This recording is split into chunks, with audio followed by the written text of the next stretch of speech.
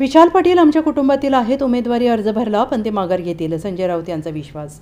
मुंबईत आघाडी एकत्र झाली आहे. सांगली देखील आता पहिल्यांदा आघाडी एकत्रित आहे. जे आघाडीचे नेते आहेत ते सगळे सोबत आहेत. सांगली अत्यंत मजबूतीने पुढे जात आहे. सांगलीची जागा महाविकास आघाडी 100% जिंकणार. विशाल पाटील आमच्या कुटुंबातील आहेत. उमेदवारी अर्ज भरला असं अनेक ठिकाणी झालं पण ते माघार घेतील. नागपूरसह भंडारा, गोंदिया, गडचिरोली, विदर्भ, मराठवाड्यात महाविकास आघाडीला चांगलं यश मिळेल. कोकणात सामना होणार आहे. सिंधुदुर्ग, रत्नागिरीमध्ये शिवसेनेला मतदान करतात, तो एकतर्फी आहे. नारायण राणे केंद्रीय मंत्री आहेत, त्यामुळे आमच्यासमोर तेच हवे होते. भाजपने आमची विनंती मान्य केल्याने आम्ही त्यांचे आभारी आहोत, असंही संजय राऊत म्हणाले. तसेच त्यांनी नवनीत राणावरील आरोप फेटाळून लावले. मी अत्यंत पार्लमेंटरी शब्दांचा उपयोग करतो. मराठी भाषा कोणी शिकवायला नको. मी 40 वर्ष बाळासाहेब यांच्यासोबत काम केलेला माणूस आहे. मी पत्रकार आहे, संपादक आहे, त्यामुळे मला मराठी भाषा कोणीही शिकवू नये, असंही संजय राऊत यावेळी म्हणाले. सांगलीमध्ये पहिल्यांदाच महाविकास आघाडी एकत्रित दिसते. काँग्रेस प्रचारात सहभागी झालेली आहे. सांगलीची महाविकास आघाडी अनेकदा मुंबईत एकत्र झालेली आहे.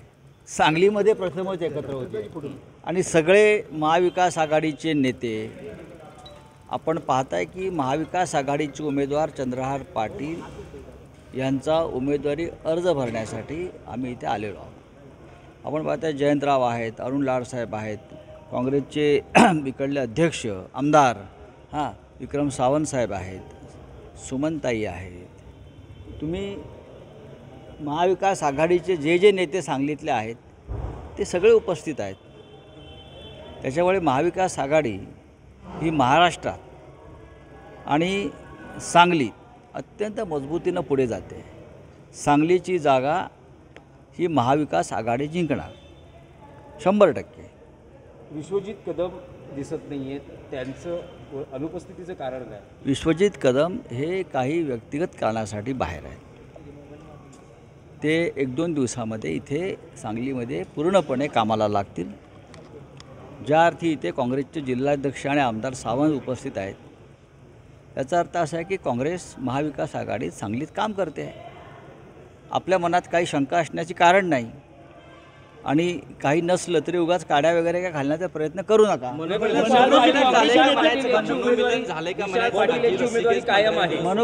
मनोविलन होण्याचा प्रश्न येतो पुढे. आम्ही एकत्रच आहोत ना, म्हणून तर महाविकास आघाडी महाराष्ट्रात झाली आहे ना.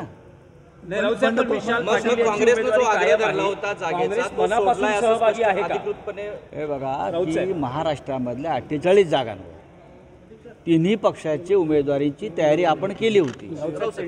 आता जागा वाटप ज्यानुसार झालं त्यानुसार त्या जागेवरती तिन्ही पक्ष प्रत्येक पक्षाचं काम करतात. त्यात सांगली आहे आणि उरलेल्या 47 जागासुद्धा आहेत. विशाल पाटील हे आमच्या कुटुंबातलेच आहेत.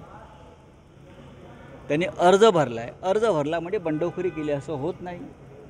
महाराष्ट्रात अनेक ठिकाणी असे अर्ज भरले गेलेले आहेत आणि उमेदवारी अर्ज मागे घेण्याच्या दिवसापर्यंत आम्ही त्यांना मागे घेण्यासाठी आम्ही त्यांची समजूत काढू. थोडेफार लोक नाराज होतात, त्यांची इच्छा होती इथे लढण्याची. आमच्याच कुटुंबातले आहेत ते. महाविकास आघाडी, काँग्रेस आम्ही एकच आहोत. महाराष्ट्रातलं म्हणाल तर विदर्भातल्या जागांवर मतदान आहे. मी काल विदर्भात होतो. मला असं वाटतं की यावेळेला विदर्भ चमत्कार करेल. नागपूरसह वर्धा, अमरावती, चंद्रपूर, भंडारा, गोंदिया, गडचिरोली या जागांवरती महाविकास आघाडी पुढे आहे. वक्तव्य करण्यात आलं होतं राणेंच्या संदर्भात. आज त्यांच्याकडून तुमच्या विरोधात आंदोलन विरोधात राणा यांचा उल्लेख केला काय उल्लेख काय उल्लेख काय केला सांगा ना. तुम्हाला उल्लेख काय केला माहिती आहे का? सांगलीवर बोला. मी अत्यंत पार्लमेंटरी शब्दांचाच उल्लेख करतो. मला मराठी भाषा कोणी शिकवायला नको. मी 40 वर्ष बाळासाहेब ठाकरेंबरोबर काम केलेला माणूस आहे एकमेव. मी पत्रकार आहे, मी संपादक आहे. मला कोणी मराठी भाषा शिकवू नये राऊत साहेब, सिंधुदुर्गात एक आणखी सिंधुदुर्गात जी होते आहे राऊत साहेब, कोणाला राऊत साहेब, सिंधुदुर्गात नारायण राणे यांना भाजपने उमेदवारी आज ते उमेदवारी अर्ज भरतायत. विनायक राऊत विरुद्ध नारायण राणे असा सामना आपल्याला हा सामना होणारच नाही. हा सामना एकतर्फी आहे. कोकणामध्ये सिंधुदुर्ग रत्नागिरीमध्ये आपण पाहत असाल फक्त शिवसेनेच्याच उमेदवाराला लोक मतदान करतात. नारायण राणे हे केंद्रीय मंत्री आहेत. आम्हाला आमच्यासमोर तेच हवे होते आणि भारतीय जनता पक्षाने आमची विनंती मान्य केल्याबद्दल आम्ही आभारी आहोत. आपला एक आज सांगली लोकसभेच्या महाविकास आघाडीचे उमेदवार यांचा अर्ज भरण्यासाठी आज या ठिकाणी सगळेच महाविकास आघाडीचे जे घटक पक्ष आहेत ते सगळेच या ठिकाणी उपस्थित आहेत आणि या अर्ज भरण्याच्या प्रक्रियेत आम्हीही अखिल भारतीय काँग्रेस कमिटी त्याचबरोबर महाराष्ट्र काँग्रेस कमिटीच्या वतीनं जे काही आम्हाला आदेश आले त्या पद्धतीने महाराष्ट्रात या ठिकाणी आम्ही आघाडीचा धर्म आम्ही पाळणार. पण गेल्या काही दिवसापासून आपण नाराज आहात. टोकाचा निर्णय घ्यावा लागला. मग आता तो टोकाचा निर्णय मावळला असं म्हणायचं का?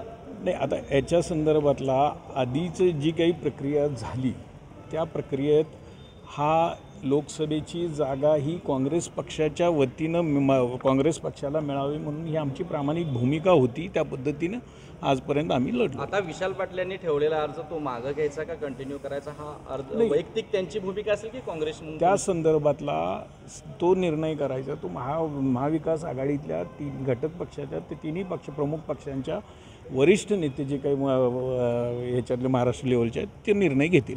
मध्यंतरी जे कार्यालयावरचं काँग्रेस हटवण्यात आलं होतं सांगली होतं, आता पुन्हा काँग्रेस येईल का त्या कार्यालयात? नाही, त्या संदर्भातले काँग्रेस कार्यकर्त्यांची नाराजी होती. ती नाराजी त्यांनी त्यानिमित्तानं व्यक्त केली होती आणि आता तो नवीन त्यांनी त्या पद्धतीनं झालेला आहे. त्याच्यात मनापासून सहभागी असेल? नाही, नक्कीच ह्याच्यात महाविकास आघाडीचं जो काही पालन इथं सगळीकडे महाराष्ट्रात त्याच पद्धतीनं होईल. काँग्रेस मेळावा घेणार असं कळालं तर नाही, त्या संदर्भातला योग्य तो निर्णय आम्ही आमच्या वरिष्ठ पातळीवर पक्षश्रेष्ठींच्या माध्यमातून.